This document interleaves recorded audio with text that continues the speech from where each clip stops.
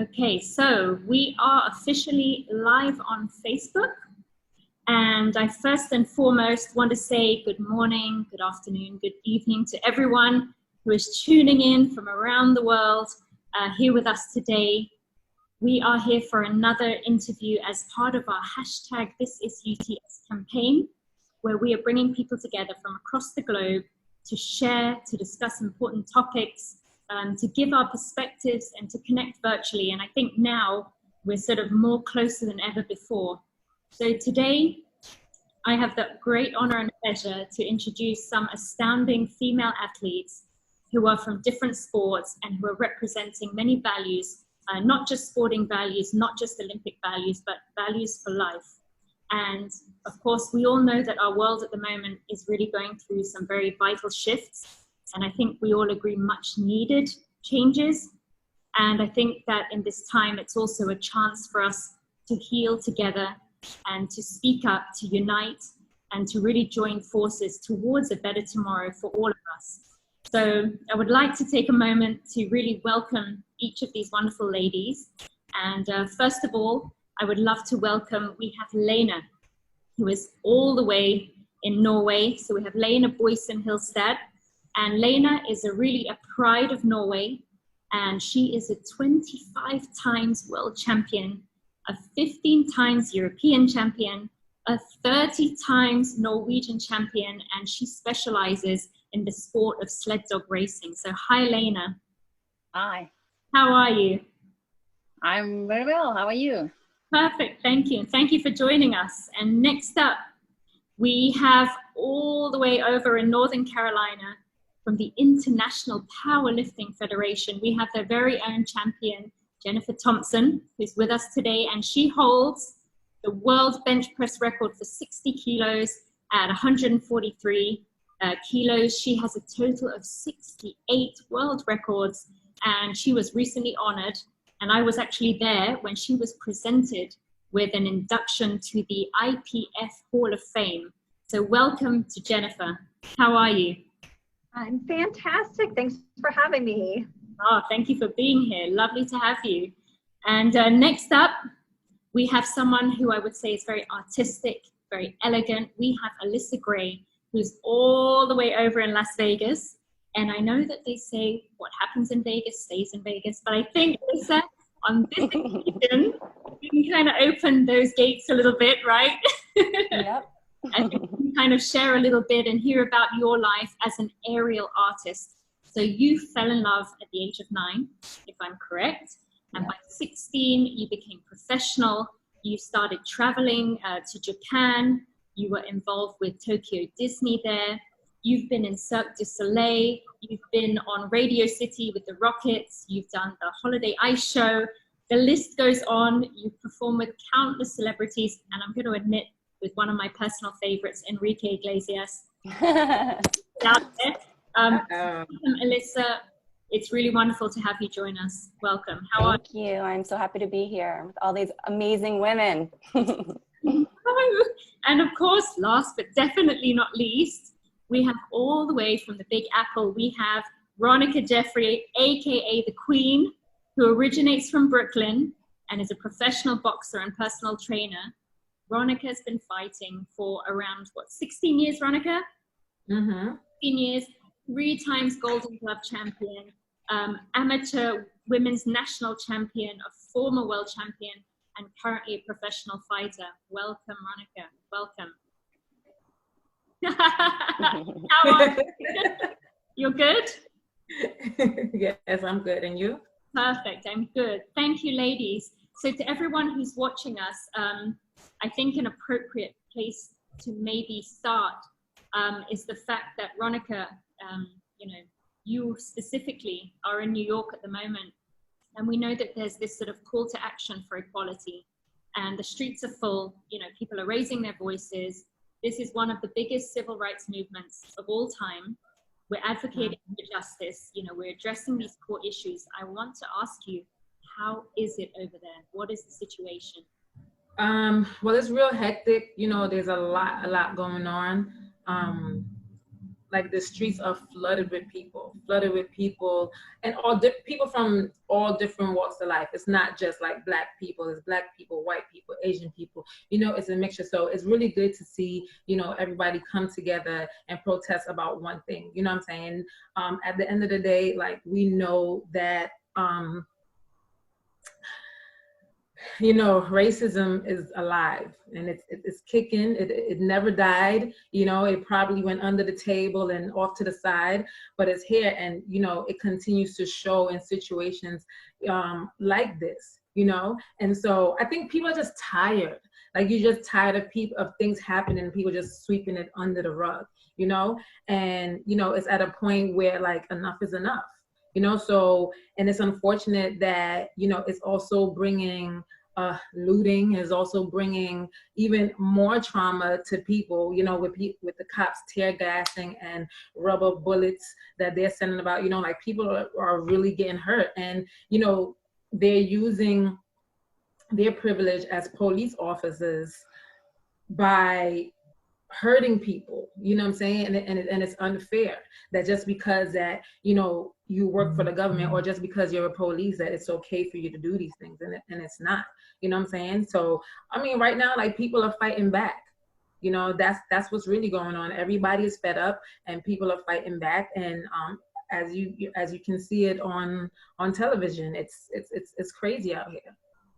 Totally agree with you. I mean, you also have been a part of the protests, if I'm not mistaken. Have you been on the streets? Yes. Yeah. Yes, I actually was protesting on Tuesday, walking on the streets of Brooklyn. To be honest, it was good. It was a safe protest. Nothing happened. Like, no violence came about. So, it was a good walk, a safe protest. And just to see, like, the different people. So I'm gonna tell you guys a story. Like, me and a friend and stuff like that, we're walking down the place, and like, the cars now are like honking the horns and stuff like that, watching the people protest. And I look over in the vehicle, and this lady, she's honking the car, but at the same time, like, she's just crying and crying and crying. And that should just touch me. Oh, I'm sorry. It just touched me so hard, because I'm just like, she's looking at what's going on, and even though she's not in the walk, but like, she's feeling the pain, so everybody is feeling it. And I think that's what just makes it, like, beautiful, that it's not just like my skin color that feel like there needs to be justice. And I think that feels good at the end of the day. Sure. No, for sure. Ladies, for both of you also in the US, do you feel any of that movement, physically, or is it just something that's more on the social media?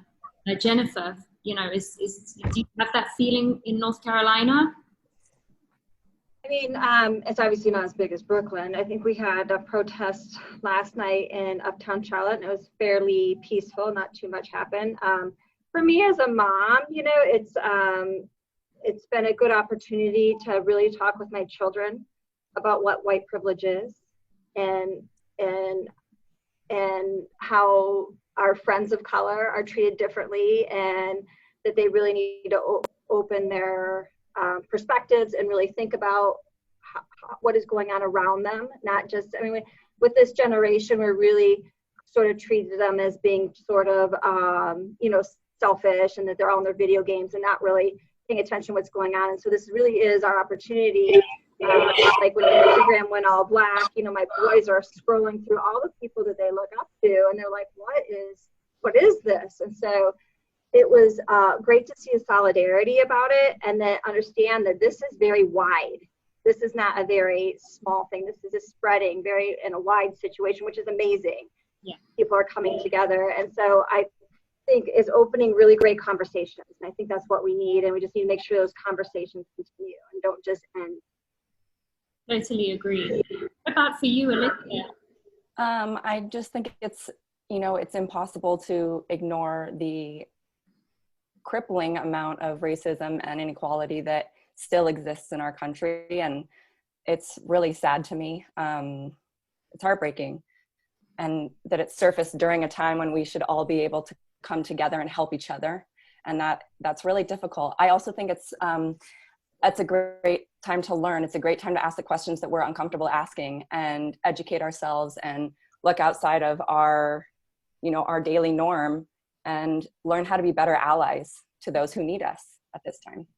For sure. And I think maybe, Lena, for you and I, being outside of the US, it's slightly different, the way that we're sort of, you know, being, you know, involved with the situation. And I think for me personally, it's definitely social media for sure. What about for you, Lena? Yeah, it's social media, media, TV. We can see it. We don't like it. Yeah, it's really unfair. But we don't have the same thing over here, so it's not really close. And it's, I think it's a little bit strange that it still is that way over there. So I find it very, very strange. So for my kids, we always talk about behaving, and as long as people are nice, you should treat them the same way, no matter what color or wherever they are from. So the main thing is to be nice with each other. We don't care about where or when. Yeah, I agree. I think at this point, you know, we're at the point where we need these practical solutions. We need to implement them, you know, and we need everybody to understand and be educated and have that open mind to know what's the next step and how can we move forward positively. But in light, you know, of the situation, of course, we've had the coronavirus pandemic. We are all going through it in different stages. You know, it's affecting our families, our work, our life. But, you know, I'd love to know from each of you, how, as athletes, has that changed your daily routine? Maybe we start with you, Ronica. What effect has that had on your daily life? I mean, it definitely has had a big effect because, I mean, technically I'm in the gym every single day, from Monday to Saturday and sometime even on a Sunday, you know? So I'm so used to getting up and going, you know, training every day, you know, working out daily. And as soon as the coronavirus hit and they shut everything down, you end up being home all day. Like it's too long for someone that's used to just moving. You know, you kind of feel crippled at the end of the day. And then not only that, but it takes away from like your training time. And I think too, you start to realize like how much you need your training or how much you need to be in the gym for your mental sake in general, because being home, you just feel so crazy. You feel like, you know, the energy that you have or the need to move that you have is just feeling like cooped up in one. And, you know, at a point I was like, no, like I have to get out. Like I need to go somewhere, anywhere, but I need to do something, you know? And it's hard because they're like, when I decided to start, because I'm not gonna front, the first 2 weeks I was in the house, like inside, and then I started to feel like things were growing in places they shouldn't grow, started to feel like very like stuck and stiff, and I was like, whoa, what's going on here now? I gotta get out. So even with me going to run, because now at this point I'm out of shape from eating all the foods in the house, going to run, it felt funny because now I'm running, but like I have a mask on, somebody's running next to me, I'm like dipping over to the side. I'm literally playing like dodge because I don't want to be next to nobody. And then I'm not in shape to have this thing over my face that I can't breathe. So it just becomes like a battle. And I was like, this is not life. Like, that's just how you feel. Like, this cannot be life. And how much longer is this going to be life? Because when we get back, we still have to get comfortable of being around people. So what is going to be the new normal? Like having like a certain amount of people at a time, or like it mentally, are we still going to be feeling like we can't be next to certain people? You know, like you're still going to, even when the place opens up, you're still going to feel like, nah, I'm not going in there. There's too much people in there. We don't know if it's still lingering around or if it's not, you know, like I got to go. Totally with you on that. Lena, what about for you? What effect has it had as an athlete, you know, on your daily life, your routine? We were quite lucky in Norway because we could go outside, and as long as you didn't leave around or you're around town, you could go train outside. And what we do with the dogs is like skiing, bicycling, being out in the nature. Not so much in the gym, but also in the gym, and the gym was closed. But anyway, we found other solutions. We spent a lot of time in jumping in the stairs in the big jumps, you know, the ski jump areas. And that's a new thing in Norway. So many people using those stairs now, and people are getting really healthy. But of course, it's unsocial. I miss the hugs, being together with people, inviting people, training with other people. But we have been, when we see the television from like Spain, Italy, and now in the US, we have really nothing to complain about in Norway. We couldn't go to our cabin, but what's that? That's nothing. You get another perspective on things when you see how hard this affects many countries and people. So we are just, we know we are lucky, and so being out with the dogs has been quite normal, actually. That's fantastic. But the races and the championships have been cancelled, and it's really boring. But then again, it's not important. It's more important things than that. So we hope that it will normalize after a while. But I guess we have to wait until 2021, I think, before things is getting back open again. No, totally. I think at least, you know, in your situation, you're managing to kind of keep active with the sport the way that you can. What about for you, Jennifer? How are things changed or shifted? Well, for us, we have a home gym, so we're actually pretty darn lucky that this is in our basement. We live in the middle of nowhere, so we had a, you know, we've had this gym for like 20 some years, so who knew we were going to be so happy we had it. But it's changed as far as like, well, our training, obviously there's nothing to train for right now. It's all canceled. We were supposed to have a world championships last month. It got canceled. Pretty much everything's canceled. So for me, like being older, and I feel like I'm towards the end of my career where I'm competitive in this sport, I feel like I'm missing out on some opportunities when I only have so much time left. So for me, it's it sucks. You know, it is what it is. I mean, you know, in the grand scheme of things, everyone's happy and healthy, and we get through all this craziness, you know, and in the end, it'll be good. But it's more just bittersweet. I mean, we've changed our training around a little bit just so it's more long term and trying new things and new techniques. So that's sort of a nice opportunity that we have that. But I do feel like I'm missing out on some important opportunities I probably won't ever be able to get back. It's a tough one. It's not easy. It's not, but we make the best of it. Alyssa, what about for you? How are Sorry. Please. I think like Ronica, in the beginning, we were really staying in our homes, and that was really difficult. And I don't think we knew what we were really dealing with as well. And we've learned so much about the virus in the past 2-3 months. My work is in the air, and I don't have that at home. 2 weeks ago, we got an aerial rig outside in our yard, so I've been very thankful for that. But before that, I was doing at-home workouts, and you know, it's 100 degrees here now, so getting up and going biking before the sun comes up at 5 o'clock in the morning or 5:30 in the morning has kind of been what's keeping me sane too. And in the beginning, I felt like, oh, it's fine, I'll just do my home workouts. This isn't going to last forever. And then it kept getting pushed and kept getting pushed and kept getting pushed. And then it started to take a toll on my mental health. And I was like, I need to get out of the house. You know, I can't, this is not how I am. I don't stay home. I'm a busybody. I'm out doing things all the time, whatever they are.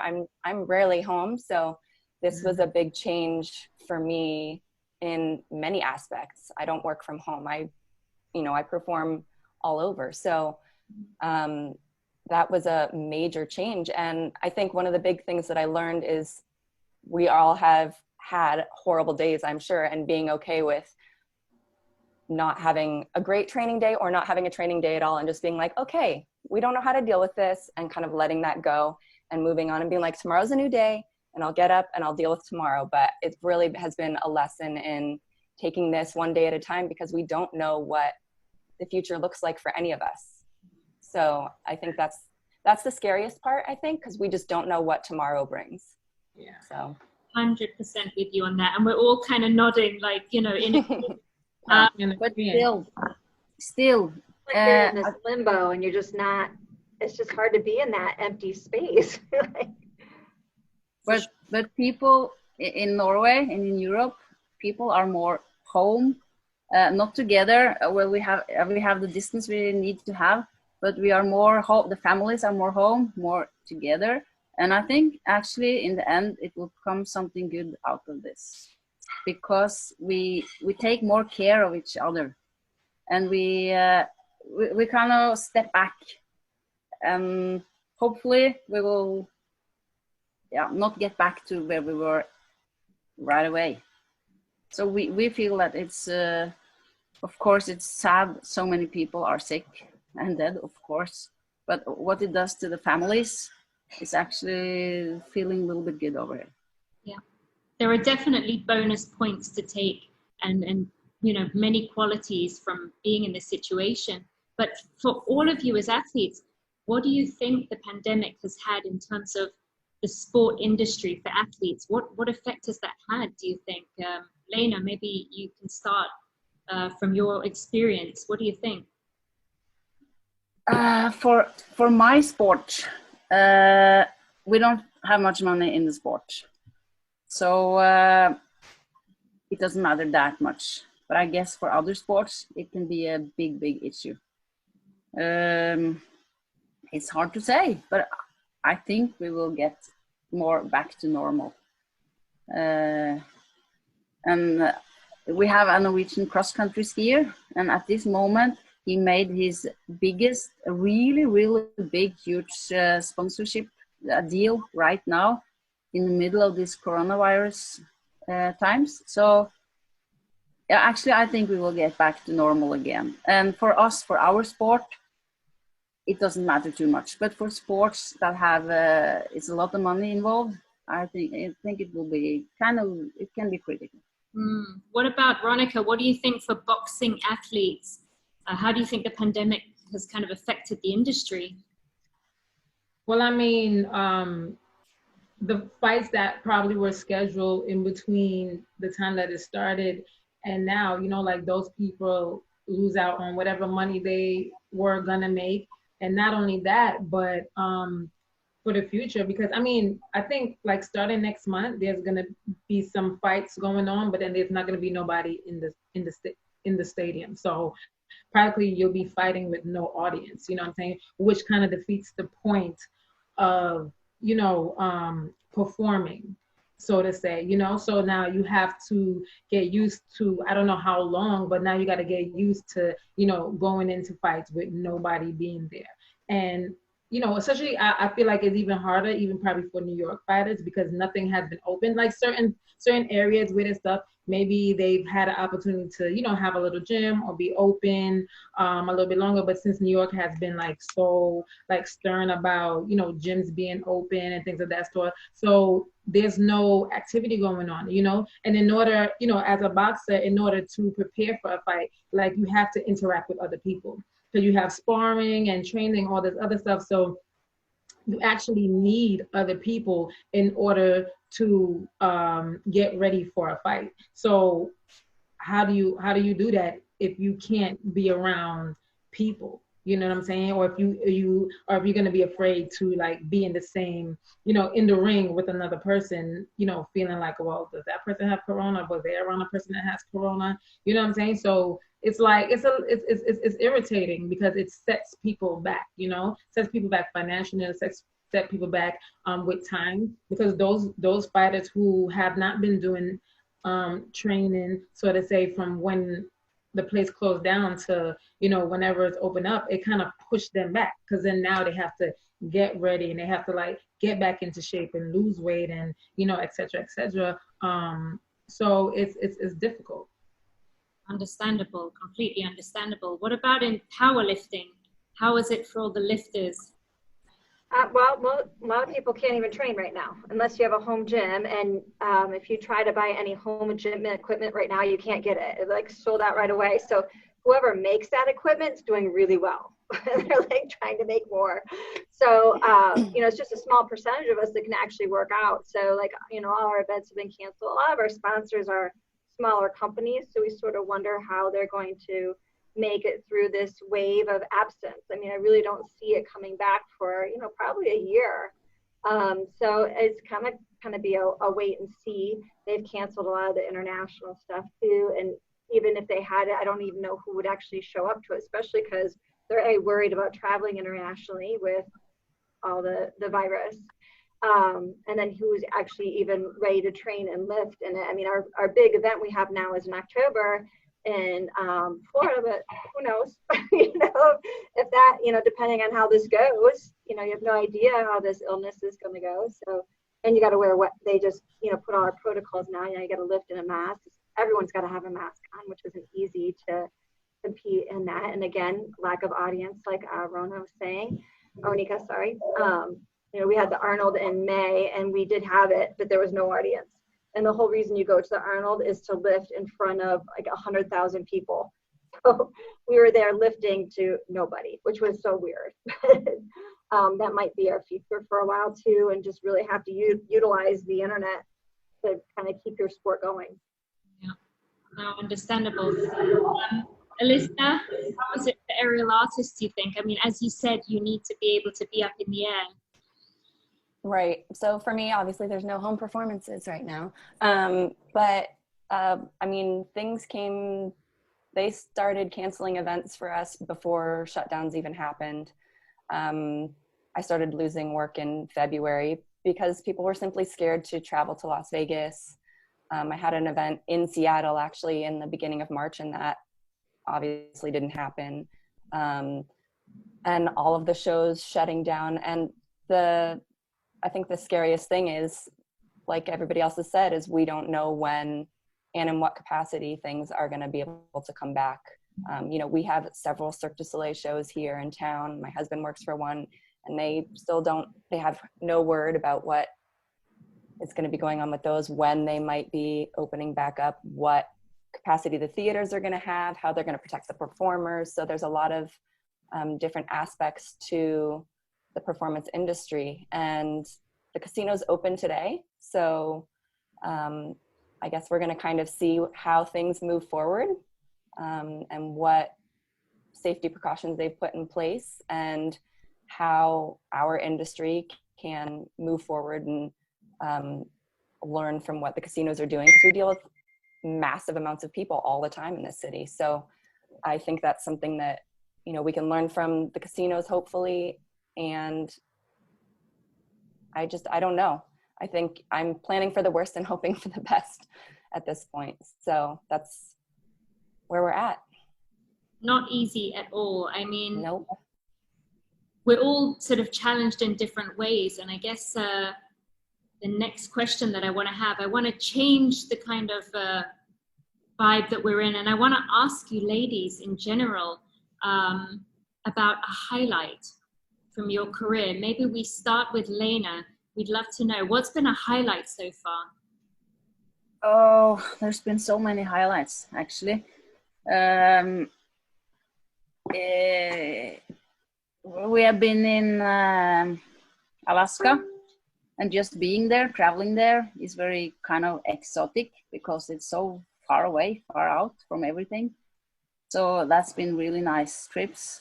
And we had very nice stage races in the Alps, in France, Andorra, down there for 14 days with a lot of television, champagne, and spectators. That's always fun. And but actually, just being out with the dogs in the snow with the sun, that's the thing that keeps me going. That just seeing how happy the dogs are, that's a big highlight. It just, in the career. But of course, with so many, I've been so lucky so many years with the results, and every good result, or every result, actually have a good story. So it's hard to pick out one special story. And I hope it's still good stories to come. I hope so too. What about you, Ronica? What's a highlight in your career? That's a good question. I mean, just like how like there's so many highlights because there's so many stages of boxing. Starting from like the amateurs into the pros. So I've had I've had a couple of like highlighted moment, whether it be like winning the Golden Gloves or like going to the nationals and traveling internationally, fighting for a belt and I'm like actually winning, having your family or having your friends there, having people supporting you. So I think those are all highlighted situations just in general. So yeah, it's a lot that I appreciate and that I love. I think just my experience in boxing period is just highlighted in itself. Fantastic. What about Jennifer? What's a highlight? Well, like I said, like everyone said, there's a lot of really wonderful things. That's why we've been in our sport for so long, probably. I don't think you ever forget your very first world championships, but for me, it was winning my fourth world championships. I was just coming over hip surgery, and everyone thought I was done. No one was even talking about me winning. It was just like, I was too old. And it came all the way down to the last deadlift, so it was like a back and forth through the entire meet, and my whole family was there. It was up in Calgary, Canada, and it was just a great trip. And I'll always remember that as being one of the best times. Wonderful. And Alyssa, what about you? What's the highlight?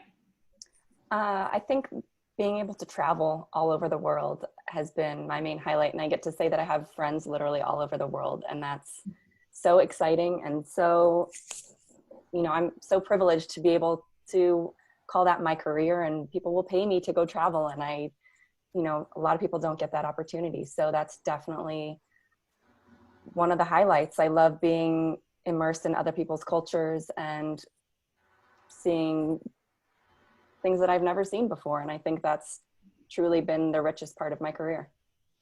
Couldn't agree with you more. Couldn't agree. Ladies, I want to shift the sort of tone of where we're at the moment. And I want to kind of talk a little bit about the role of women in sports. I know sometimes for many this can be a somewhat of an uncomfortable topic to kind of get into, but I think that it's important. You've all had long careers, you've been in a variety of different situations, you've seen your sport sort of grow with time. And I would like to ask each of you, what challenges have you faced or do you face, specifically being female and in the sporting world? If I can start with Lena.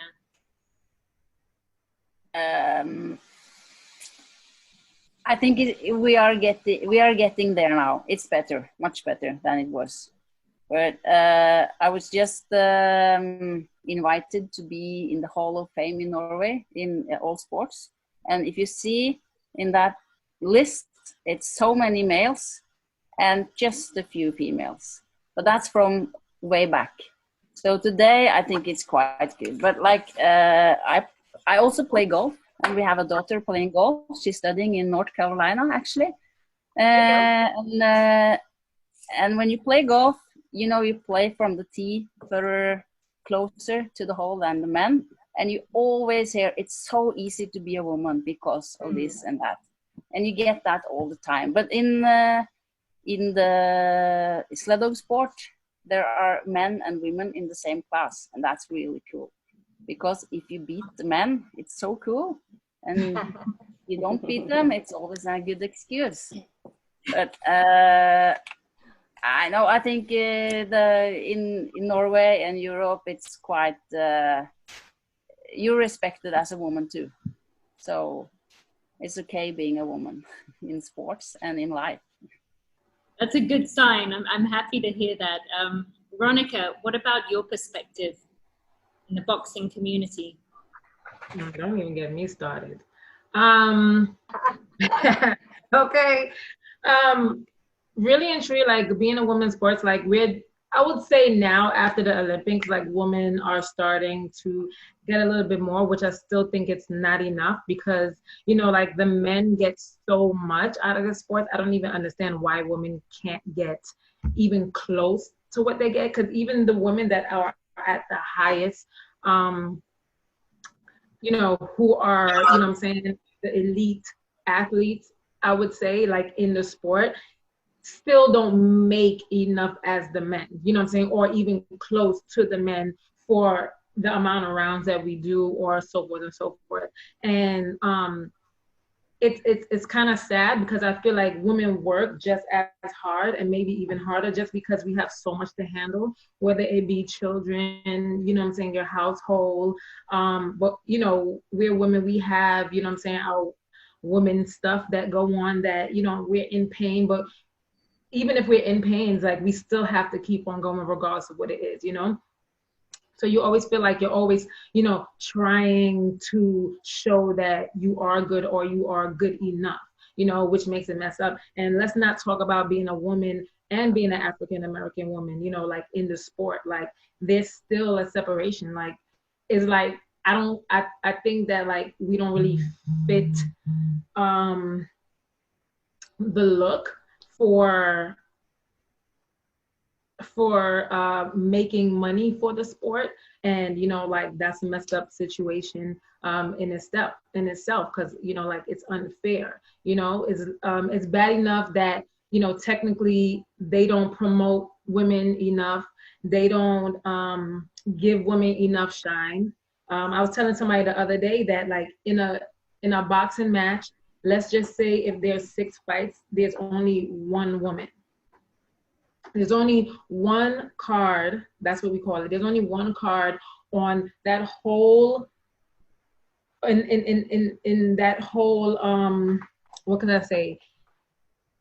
In the whole match, that there's only 1 woman. Like, it just doesn't make sense. Like, why is it only 1 woman? There could be a space from the beginning to the end. They could have gaps, like before they reach, like, to the final fight. And there's only 1 woman in there, and there's so much of us. You know what I'm saying? Can you imagine, like, if they were supposed to stick women in those slots so that people can see, because people have the thing that, like, oh, well, like, women are boring, or, women can't fight, like, men who feel like that, or people who feel like that. And but yet, when women fight, like, we are the best ones. We are the more entertaining ones. Like, so why can't people see that? Why can't people understand that we work just as hard? Why can't people understand that we deserve to be seen? Why can't people understand that it's not only, the woman who at the top that should get the shine or should get a place, like, they would rather use the same person over and over and over versus, like, using, like, multiple women, so it doesn't give people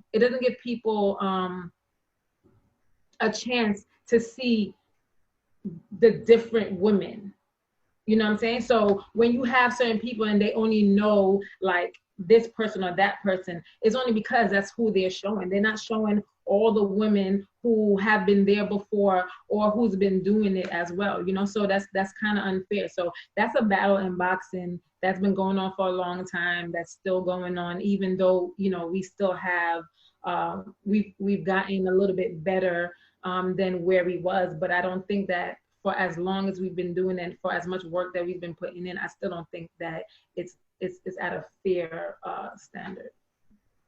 Understandable. What about for you, Jennifer? What do you feel? What are your thoughts? We've had some good changes.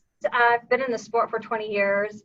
When I first started in the early 2000s, our events are usually a few days long, and they would put all the women first in the earlier spots and get them out of the way. There definitely wasn't the population there is now. There's a smaller population, but I still remember, I think it was 2002 or 2003, we were in Budapest, and we were training for the World Championships. We're getting ready, and then we get this email saying that in between our lifting sessions, they're going to have a bikini contest for us. And this is weight training. And we're like, what? Yeah, we're going to highlight our female lifters, and you can put on a bathing suit and walk up and down the stage. And we were like, we aren't doing that. And they're like, no, we're highlighting you. And I'm like, you are not highlighting me half naked as you judge me up and down a stage. This is insane. So we put the kibosh to that. But I mean, it really showed, like, their sort of thinking about it. Like, it was just nuts. And it was definitely a sport where, it's not nice for women to have muscles, and so there was a lot of that. But lately it's definitely gotten better, like especially in the US side. You know, we have prime time on our competition where we highlight at nighttime a session of girls and a session of guys together, and it's live stream. It's like a big party. So that's definitely better. They've switched it so like now women lift a little bit each day. It's not like they're shoved out of the way. And our popularity has grown huge. And so they can't ignore that. Social media has been very good for our sport as far as helping change people's mindset about what a woman's body type should be like. You know, you just assume someone's a weightlifter and they think there's some big manly looking person. And we've shown that women are beautiful. Big legs are beautiful. Big butts are beautiful. So I feel like we're changing it. It's coming. It's not perfect, but it's getting better. I love that. And really, everything about what you just said, I totally think that the muscles is beautiful, you know, different shapes that we all are. It's all wonderful. What about you, Alyssa? What do you feel? I have to say I feel very fortunate because in my industry, women outnumber men. So I feel very fortunate in that aspect. And there in the corporate world are a lot more jobs for women than there are for men. And so I feel very thankful for that in this industry. But we also, I think, face similar things because in corporate events, they want them to be very conservative and we have to wear full, you know, our arms have to be covered. We can't show any skin, but a man can have his shirt off. So there's things like that that we are facing as well. But I do have to say I'm very fortunate because we do outnumber the men. To all the men who are watching, you know, no offense or anything. No. Only love. Ladies, how do you think that we could better address the discrimination that does still exist in sports? Do you have any kind of suggestions, or, you know, is it that we should target more the youth? What do you feel, Lena? What do you think? In our sport, there's a sled dog sport where men are men and women win. So I'm a little bit. It's like you said. Yeah, we don't have it that bad actually. But yeah, educating from people are young people, of course, that we have the same value. So that's important. So it's all the traditions and all the grumpy men having positions that makes men getting more publicity, I guess. So just all traditions, I think it will change.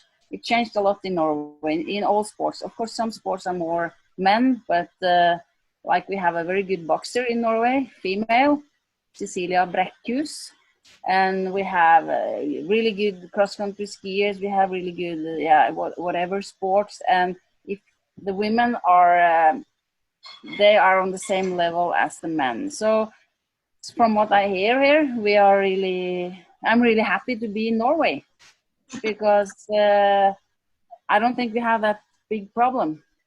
But it's important to fight it all over the world because everyone deserves to be seen. Like if you're black, white, men, women, whatever, it doesn't matter as long as you perform and or behave. I agree with you. What about Ronica? What do you think? What can we do? Just for what Lena said, you know, like from traveling on the other side, like women get so much more respect than we do in the US. And even from since I was an amateur till now, they've just been treated better. They've been treated kind of more on an equal platform than we do in the US.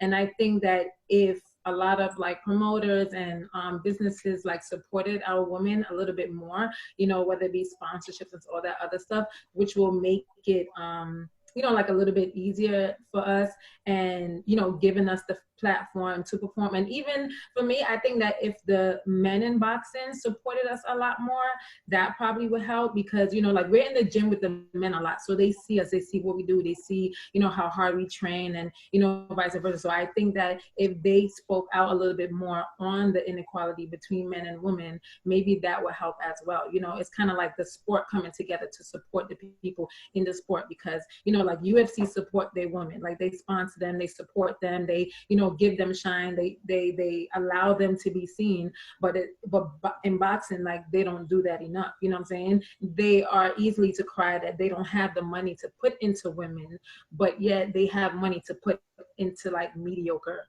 men, you know, and it doesn't match up. So I think that we have to continue to support our ladies. We have to continue to support our women, and everybody needs to support us, you know, like they need to give us the opportunity. They need to give us the chance, so that way that everybody can see that it's not just one or two, that there's a lot of us, you know, and we need to speak about them, and we need to, you know, we need to highlight everybody. And as I said, like, just come together as a sport and support the people in the sport.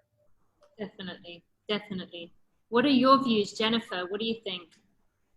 I think a lot of it is we need women in more powerful positions. You know, in the IPF, it's largely all male, the president, the vice president, the secretary, you name it, it's all men. So we need to get our women up into positions where they can help make decisions and help people understand that this is an important part of our sport, and start giving it the respect and the money it deserves. So that, I think that's really kind of the only way it's going to happen, is if we start getting into positions where we can actually do something about it. For sure. Alyssa?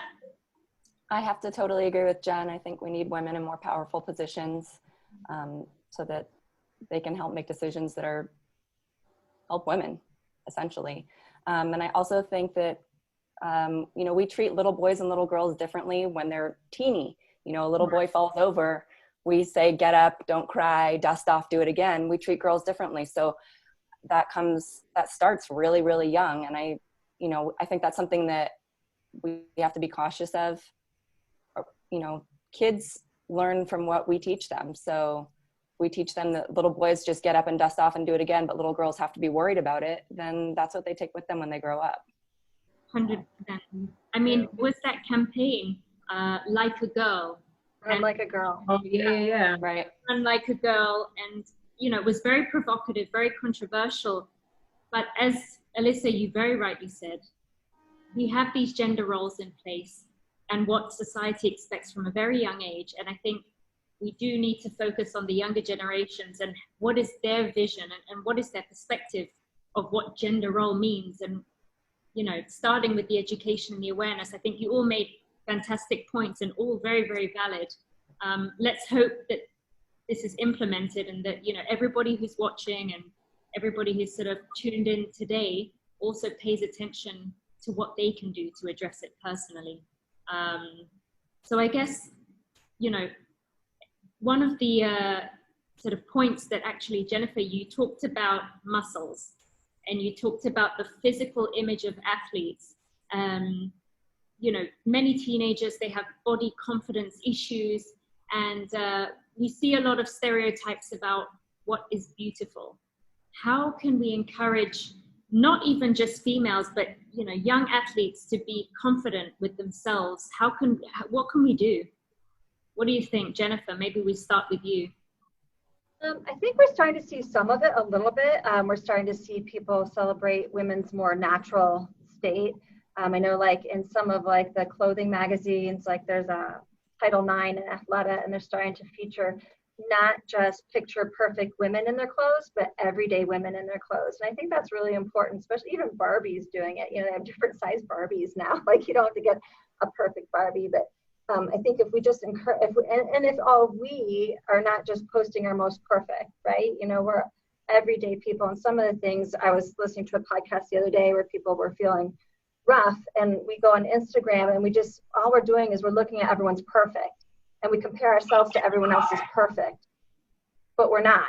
And we don't post those non-perfect pieces. So I think it's important that we post our failures, we post our successes, but we post our failures, and then we talk, and then we live by what we think. We live by example. You know, you don't have to, as a female, go out in a bikini on Instagram to get 100 million followers.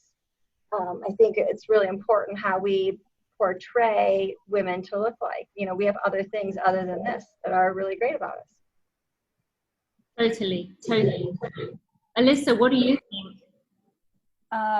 Social media, I think, is specifically detrimental to a younger generation because it's so huge now, and everything's filtered and everything's retouched and everything. And that's, you know, that's not who anybody is, and that's how we think that we should be. And that's difficult for all of us, you know, the younger generation and all of us. And I think, you know, my body's never going to do what any of your bodies do. You know, we all have really different bodies, and we have to know I know what is healthy for me, and you guys know what's healthy for you. And I think it's really important to realize that looking at one picture we shouldn't all strive to be that one single perfect picture, because we're never going to be that. And we have to do what works for our body and know what our best is and do what's best, you know, push ourselves to our personal best instead of trying to look like somebody else. Definitely. Ronica, what are your thoughts? I think that, you know, like as women growing up and just like, as they say, like looking at others, you get a misconception of what women with muscles are, or how it's supposed to be. Because I know even like as a trainer, you get some women that's like, oh, like, you know, like I don't want to lift too heavy because I don't want to look like a man. And I'm just like, well, why would you think that you would look like a man just because you lift weights? Like they have the misconception that when you lift weights, that means that you're gonna get big, you know. And I'm just like, no, women that you see that like are overly muscular, that was a choice. They chose to look like that, right? And it wasn't by just lifting weight. There's so many different things that happens there. And I don't think that they understand, like as a woman, like we actually need muscles because gravity tends to take its course, right? So we need something to keep it up, to lift it up, you know what I'm saying? So your best thing would be to lift. Now, you don't have to lift extremely heavy. You don't have to, you know, lift light. You can, and anybody could just lift anything. You know what I'm saying? Like, and it does not mean that you're gonna be like this big, you know, strong looking person. But I think that comes from, as I said, what you see, you know, or even from men saying like, oh no, like girls with muscles are ugly, or girls with muscles look disgusting, you know. So them too put that into women's mind and women's head. So when they come, they're like, oh no, like I only want to do this, or, you know, like I don't want to touch weights because I'm going to look this way. And that's not the case, you know? So I think that we have to like redefine what beautiful and sexy looks like, you know, and know that, you know, as she said, like we all are not going to look the same. We all have different body types. And what I do or how I look, you might not be able to do that, and vice versa. But it doesn't mean that if you want to look a certain way that you cannot work hard to do that. Or if you don't want to look a certain way, then you just don't do the things that don't make you look that way, you know? But we have to understand what is what and not portray it to be like disgusting or ugly, because that's not the case, you know? So, and as you say, Instagram does a good job of like, you know, like messing up our minds on, you know, what beautiful look like or what sexy is. And, you know, we have to show like little girls that that's not real, you know, like you are real. And all the things that you see, you have to understand that, because, you know, like especially if you have kids, you know, you have to technically explain to them that they are enough at the end of the day. Definitely. Really, really well said. I'm with you on that, Ronica. Lena, what are your thoughts? You already said everything, but and I totally agree about that. You can have goals. If you want muscles, you want this or that or nothing, it's up to you. And it's so different what's perfect, sexy, beautiful. It could be anything. But I think it's important to teach your kids to take care of your body, like eat a little bit healthy and do a little bit exercise training all the time. And like when we go to the training in the stairs, we bring kids, we bring adults, we bring big people, small people, and then you make your own goals. It's just important that you use your body and stay healthy. I think that's the most important thing. And then you can look how you want to look. Doesn't matter. The person inside is the most important thing. 100% agree. And I think it's important that we do definitely, accept the different diversity that we have, in each and everyone's body. And I think you all made some fantastic comments and all completely relevant to the here and now. And I know a couple of you are mothers. So Jennifer, you are a mother of 2. And also Lena, you're a mother, if I'm not mistaken. And, for both of you as mothers, how is it in terms of balancing being an athlete and also having that sort of home, that home life balance? Jennifer, maybe you can give us a little look into your life as how do you juggle the 2? Well, I have 2 teenagers, so I just make them lift with me. They have become part of it by default. They didn't have a choice. They grew up in this gym since they were babies, climbing all over the squat rack and treating everything as a jumble gym. So it was sort of a natural progression. But it's been interesting as they've grown up to do juggle, like, the baseball tournaments and work and all the other commitments, and then put importance on training. And then now as teenagers, it's more trying to teach them how to eat well and not go for a max lift every single time so they don't hurt themselves, and I actually do know what I'm talking about, even though I'm their mother. So it's a balance. But I think, even with this quarantine, it's forced us all to be together for, last couple of months. And of all how horrible it was, that was probably the one nice thing, was that they had to hang out with me. They couldn't go off with their friends. And we really had some special times where we could teach them how to play card games. I taught them how to cook. My husband taught them how to use tools, which are things that we sort of let fall away and forgot to teach them because of all the technology and all the busyness. We forgot to teach them some really important life skills. So it gave us the opportunity to do that. So for that, I'm thankful. For sure. What about you, Lena? How is it with the kids? It's pretty much the same. They grew up with dogs and they didn't have any choice. But we always been careful with pushing them into our sport. The only thing is I want them to be active, not to play video games. So we've been a lot outside and doing stuff all the time and trying to eat not extremely special, but healthy. And it ended up with both kids doing the sled dog sport. But when our daughter was 15, she won the world championship for juniors with a very good overall time. And she was on the podium, and when she get down, she said, okay, this is my mom's sport. I want to try to be a professional golfer instead. Oh. So then she started to play golf, and not started, but started to train really seriously. And for our son, he just loved dogs from he was born. And the thing we can do is to help him out, tell him, like Jen said, we know what it's all about. So, and I really enjoy being with the kids. It's I could be with them forever. They could stay here forever, and we can do things together forever. I think it's so much fun to be with the family, doing sports, training. And now in the Corona times, we were out doing everything together, because our daughter in North Carolina, she had to come home earlier, of course. And then we had so many good trainings, so much good time together. And having kids is great. And I got kids quite late because I thought it would disturb my career. But what I learned now, that it's so much fun just bringing them. And I wanted, if I could do it again, they would be in my life maybe 5 or 10 years earlier, so they can be there through the whole career. And I would even have one more. I just love it. That's inspiring. I'm seeing Ronica there. She's kind of, considering what you're saying. I think she's not sure what she thinks.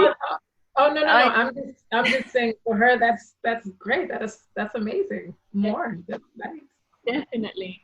I have to say, from the looks of things, for Jennifer and Lena, they're definitely, I think we can all agree, managing that work-life balance and still, exercising, being very active in their sports, and I think it's wonderful.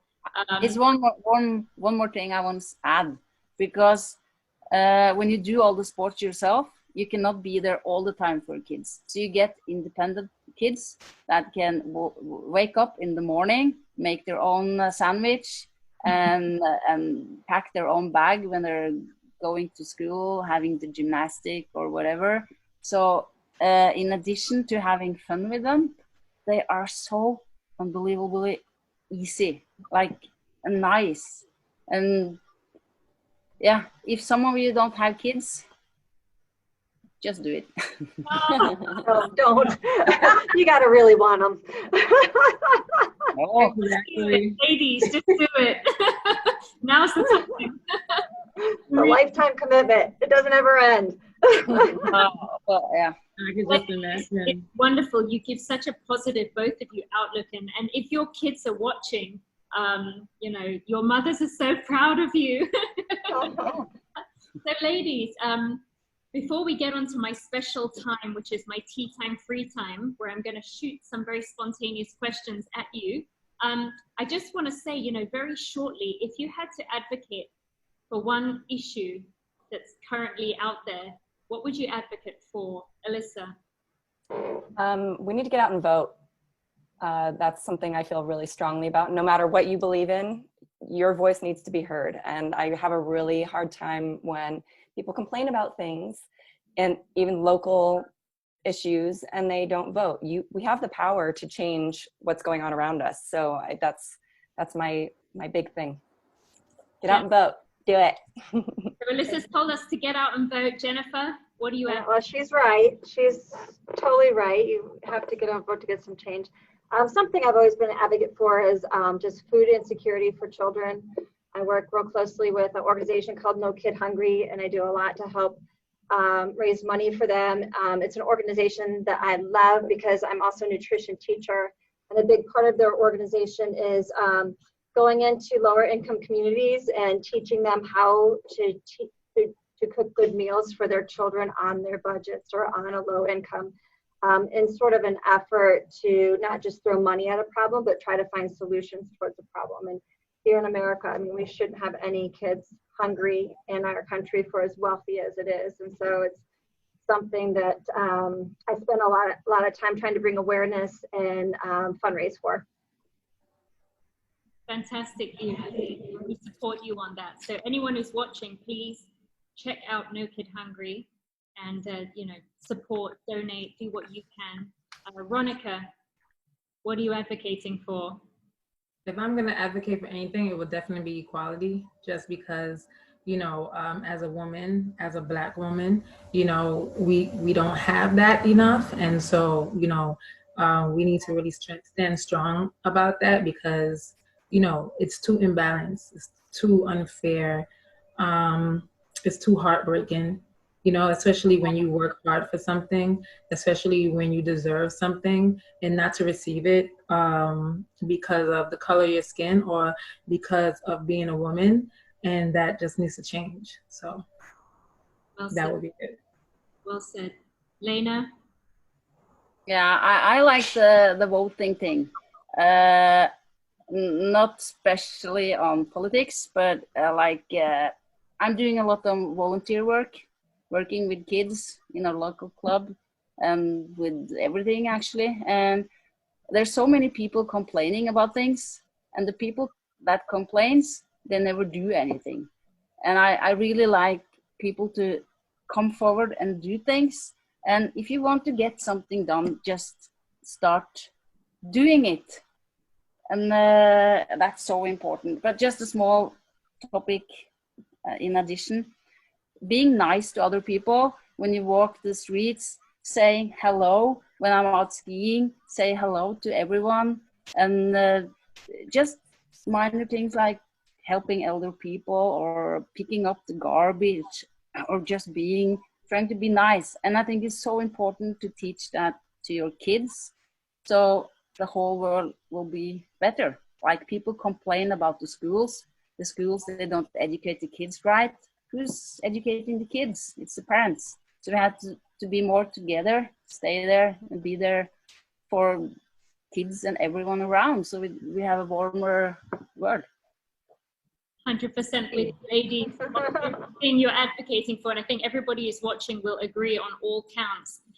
So that takes us to our tea time, free time. So ladies, I'm basically going to just fire some spontaneous questions at you, and you're going to tell me the first thing that comes to your mind. Okay, you with me? All right, let's go. All right. So first question is, who is a female role model for you? Alyssa, hit me with it. Michelle Obama. Jennifer. And I've got her right here. Oh, that's a good question. That's a good one. I do love following her. She's pretty phenomenal. Yeah. I'll go with her too. Perfect. Ronica?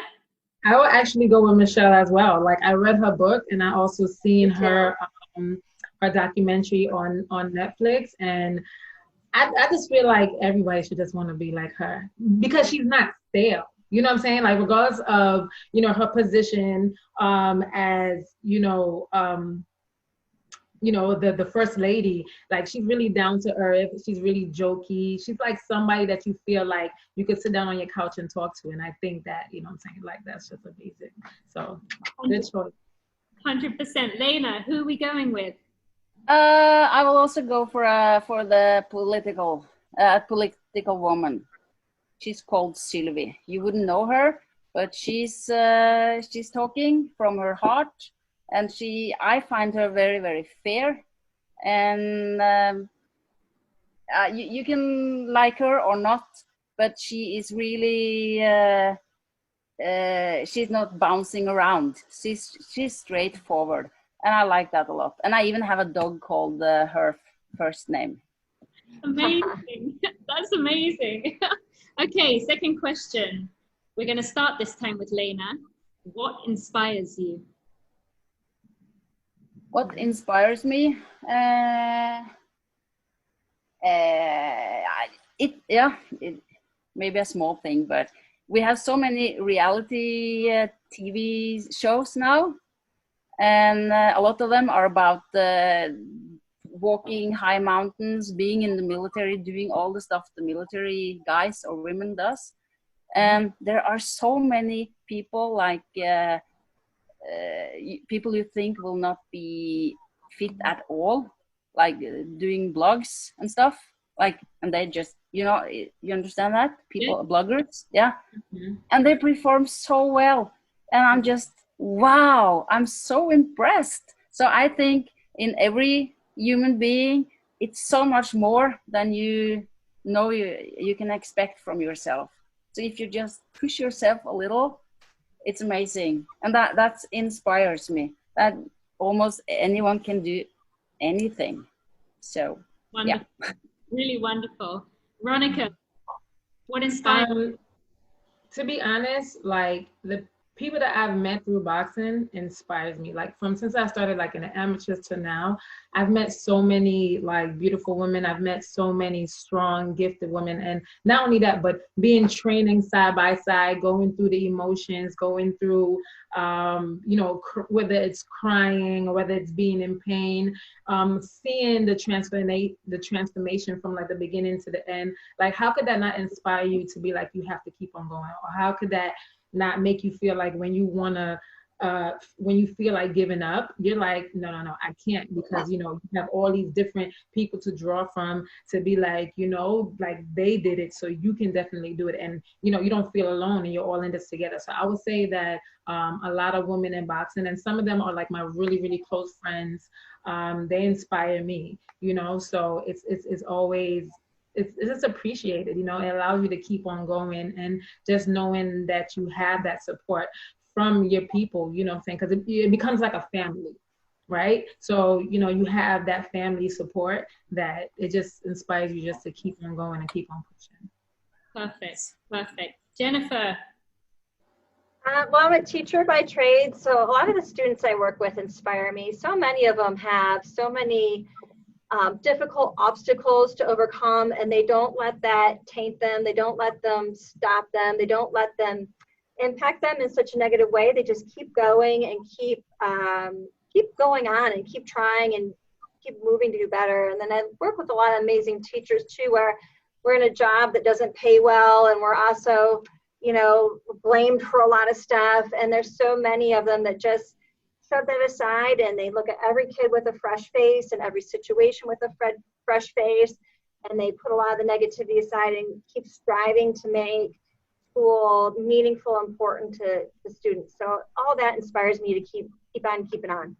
Love it. And Alyssa, what community inspires me. I love when people get together to get something accomplished, whatever that is. It's really inspiring, and it's really inspiring to be a part of a group of people that you love and care about or don't know, and you get something accomplished. I think that's really inspiring to me.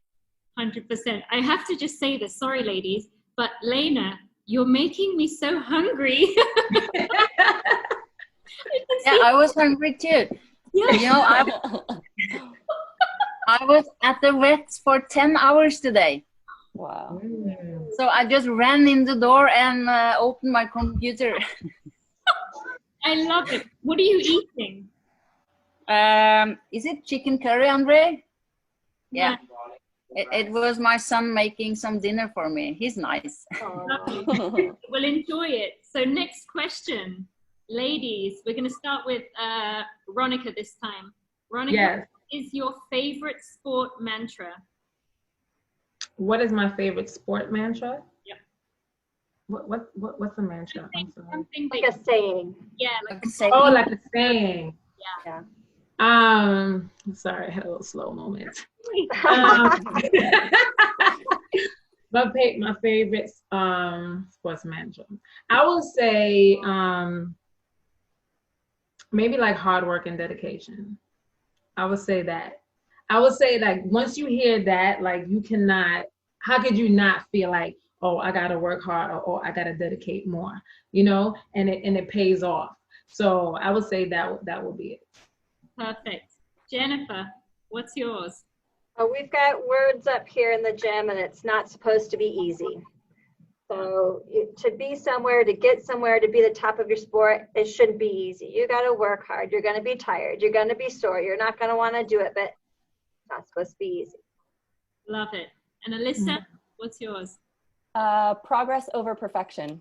I think we all strive to be so perfect all the time, and it's not a real thing. So that's definitely one of mine.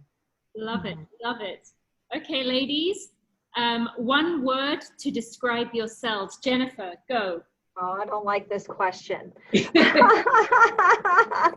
I'm going to say persistent. Love it. Alyssa? Ambitious. Ronica? Grateful. Lena? Ambitious, maybe. Love it. And final question. What is one of the best pieces of advice that you have ever received in your entire life? We're going to start with Lena. For the sport is to have fun, or else it won't work. So you need to love the way to the goal, not only the goal, not only the competition. So just having fun, having friends, and have a good balance in life with all the hard training and just having fun. So it's really simple, but it's important. Simple but important, exactly. What about for you, Ronica? I would say like keep it sexy. And when I say that, it's not like keep it sexy thing. But like as a fighter, even like when I would go to fight, one of my best friends in the sport, every time that I would go out, she'd just be like, keep it sexy. And that just means like have fun in there. Like, you know, like do you make it look good, just relax, you know what I'm saying? Be smooth, like that what that meant. So that kind of like relieves some pressure, like, okay, you know, relax, tense up, you know what I'm saying? Go in there and do what you do best, you know what I'm saying? Make it look right, make it look nice, like that.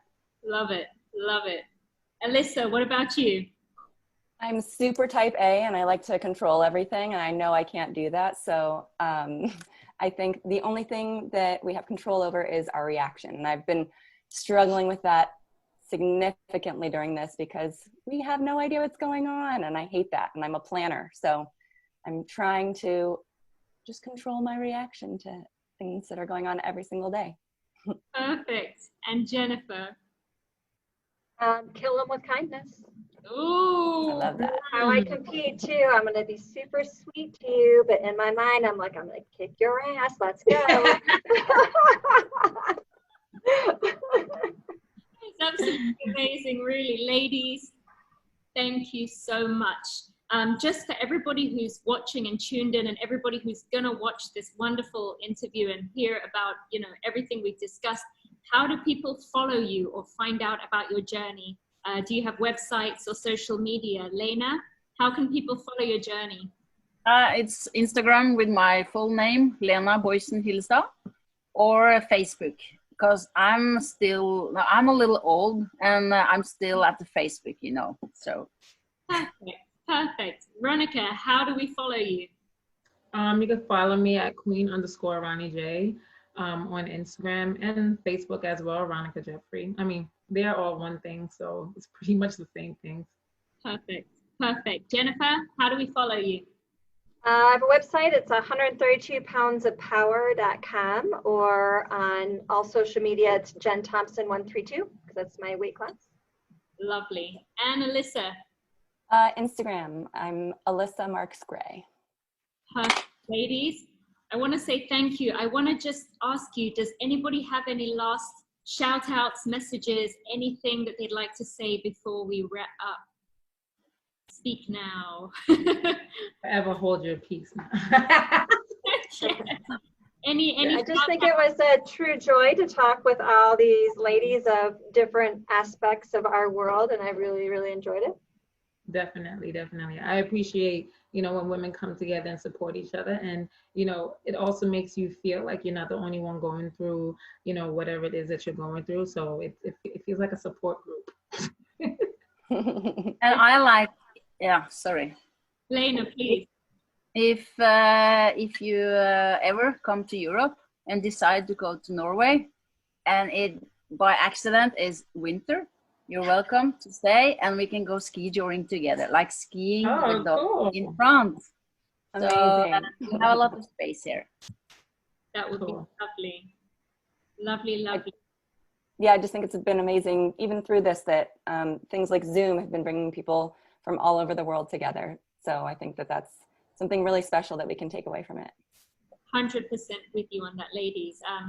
I want to say thank you once again. I also want to say a special thanks to Alexis Asher, who has been really fantastic with bringing both Ronica and Alyssa into this interview. That's my best friend. Yeah, really. Fantastic. And again, this is what it's all about. It's about us all bringing our resources together, connecting, even if it is through Zoom and through, you know, doing Facebook Lives and interviews. I think it's a powerful time for all of us in very different ways. And, you know, I think we all need to kind of focus on embracing our diversities, focusing on what we can do, being together, being proud. You've all made some fantastic comments about being, you know, being proud of who we are. We are all different, and that's totally okay. We need to support each other. We need to unite, especially now in solidarity with everything that's going on, you know, whether it's to overcome inequality, if it's gender, if it's race, if it's color, if it's religion, it's all relevant, it's all important. And I think, you know, we can all, in our various platforms, do what we can towards making that change. You know, Jennifer, you talked about kindness. You talked about, you know, No Kid Hungry, about the work that you're doing there. Alyssa, you mentioned about the power of voting and, you know, being in control of our own emotions and how we react to different situations. Ronica, you touched powerfully also about what's going on at the moment, you know, in the States, and for you personally, how that affects your life. It's important. And Lena, you know, you're also volunteering in different projects too. You're talking, you know, advocating for voting, and you again also emphasized the kindness. Ladies, you've all said some fantastic, powerful words today, and for everyone who's going to watch this, believe me, they're all going to take something home with them. I know even for me, I definitely have. So I want to thank you all, and I do want to add that we have had some technical issues throughout this interview, but I have recorded it all through Zoom. So we're going to edit that up and repost it tomorrow so that everything is completely smooth for everyone who's going to be watching. So no worries, ladies, don't worry about it. And for anyone who's texting me like, what's going on? I can't watch it. Oh.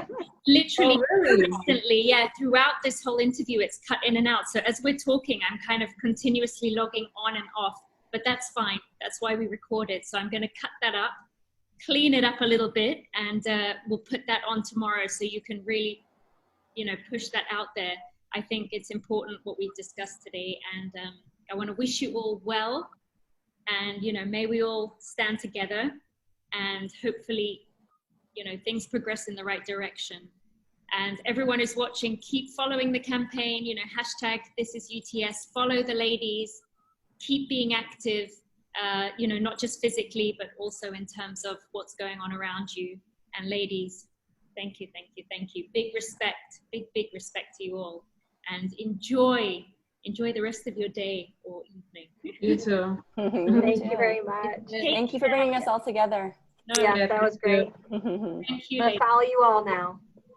It's an honor. No, really, it's an honor to have you all. And I could do this all night and praise you all night because you're fantastic and what you do is important. So really, let's keep moving forward and keep working together and doing what we can. And we'll be in touch soon, no doubt.